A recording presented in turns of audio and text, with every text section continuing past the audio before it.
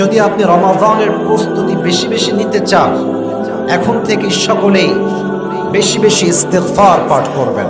আমি যেভাবে পাঠ করাই সবাই সেভাবেই পাঠ করার ট্রাই করেন। সকলেই মন খুলে জবান খুলে বলেন আস্তাগফিরুল্লাহ। হাজার হাজার মানুষ ইস্তেগফার এত আস্তে পাঠ করলে তো হয় না। সকলেই মন থেকে পড়েন আস্তাগফিরুল্লাহ। আচ্ছা, একটা শেখালাম, আর একটা শেখাই।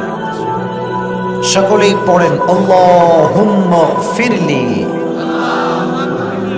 That means, O Allah, I seek your forgiveness. Allah, আমি তোমার কাছে মাফ চাই। আল্লাহ, আমি তোমার কাছে ক্ষমা চাই। এর বেনিফিটটা কি হবে? এর লাভটা কি হবে? কোরআনে আল্লাহ তাআলা বলছেন, কুল ইয়া ইবাদিয়াল্লাযীনা আসরাফু আলা আনফুসিহিম লা তাকনাতু Mir রাহমাতিল্লাহ। Allah subhanahu wa ta'ala has mentioned very clearly in this ayah, oh my worshippers, if you have done a lot of sins in your life, then never lose hope. Allah বলছে, বান্দা, যতই অন্যায় হোক, যতই জুলুম হোক, যতই গুনাহ হোক না কেন, never be frustrated and don't be upset. হতাশ হয়ে যেও না, নিরাশ হয়ে যেও না। Put your trust on your Lord. সুখে দুঃখে কষ্টে গুনাহ হয়ে গেলে ভরসা করো বা এক সত্তাকে। হাত তুলে বলেন তো সেই সত্তাকে। লাভ কি হবে?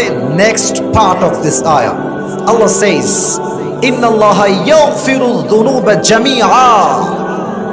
When you will say to your Lord, Allah, I have done a lot of sins in my life. আল্লাহ, আমি তো আমার জীবনে অনেক অন্যায় করেছি, অনেক পাপ করেছি। তুমি না দয়াময়, তুমি না মায়াময়, তুমি না আর রহমান, তুমি না রহিম। আল্লাহ, তুমি আমাকে মাফ করে দাও। আল্লাহ বলছেন, তোর চোখের পানি নাকের ডগায় আসার আগে ইন্নাল্লাহা ইয়াগফিরু যুনুবা জামিআ, this is my promise to my worshippers, I will forgive all the sins of his life. তার চোখের পানি নাকের ডগায় আসার আগে তার জীবনের অতীত সমস্ত গুনাহ আমি আল্লাহ মাফ করে